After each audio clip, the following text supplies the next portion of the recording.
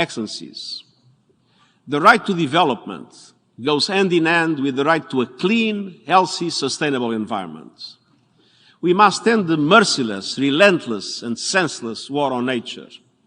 It is putting our world at immediate risk of hurtling past the 1.5-degree temperature increase limit, and now still moving towards a deadly 2.8 degrees.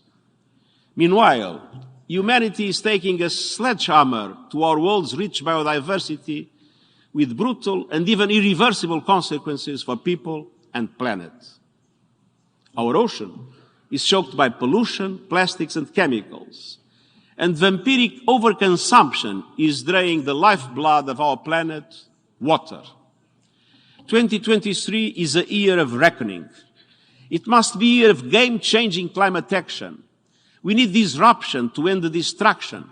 No more baby steps. No more excuses. No more greenwashing. No more bottomless greed of the fossil fuel industry and its enablers.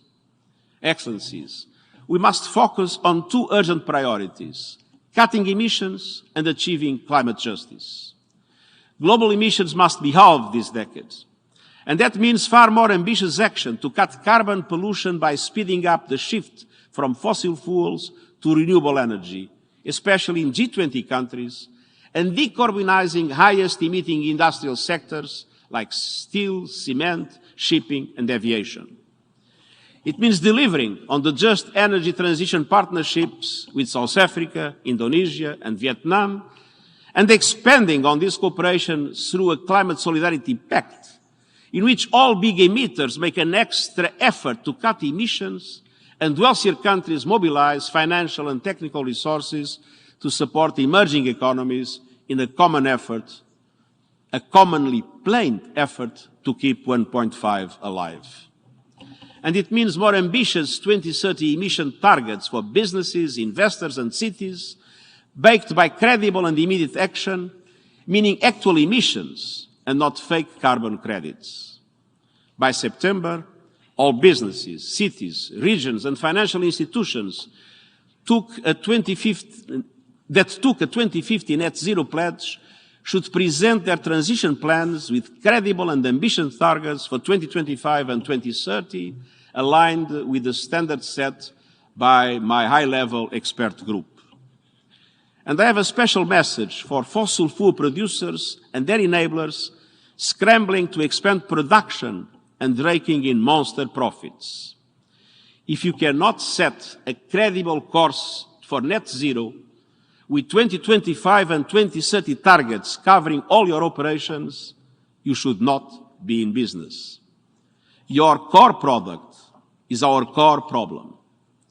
We need a renewables revolution, not a self-destructive fossil fuel resurgence. Excellencies, climate action is impossible without adequate finance.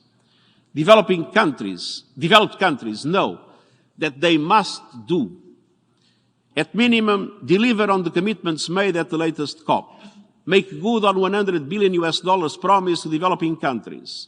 Finish the job and deliver on the loss and damage fund agreed in Sharm el-Sheikh. Double adaptation funding. Replenish the Green Climate Fund by COP28. Advance plans for early warning systems to protect every person on Earth within 5 years, and stop subsidizing fossil fuels and pivot investments to renewables. Excellencies, in September I will convene a Climate Ambition Summit on our pathway to COP28 in December. The invitation is open to any leader in government, business, or civil society, but it comes with a condition. Show us accelerated action in this decade and renewed ambitious net zero plans, or please don't show up. COP28 in December will set the stage for the first ever global stocktake, a collective moment of truth to assess where we are and where we need to go in the next 5 years to reach the Paris goals. We must also bring the global biodiversity framework to life and establish a clear pathway to mobilize sufficient resources. And governments must develop concrete plans to repurpose subsidies that are harming nature into incentives for conservation and sustainability. Action on oceans means new partnerships and tougher efforts to tackle marine pollution and overfishing, safeguarding marine biodiversity, and more. And the Water Summit in March must result in a bold water action agenda that gives our world's lifeblood the commitment it deserves. Climate action is the 21st century greatest opportunity to drive forward all the Sustainable Development Goals. A clean, healthy and sustainable environment is a right we must make real for all.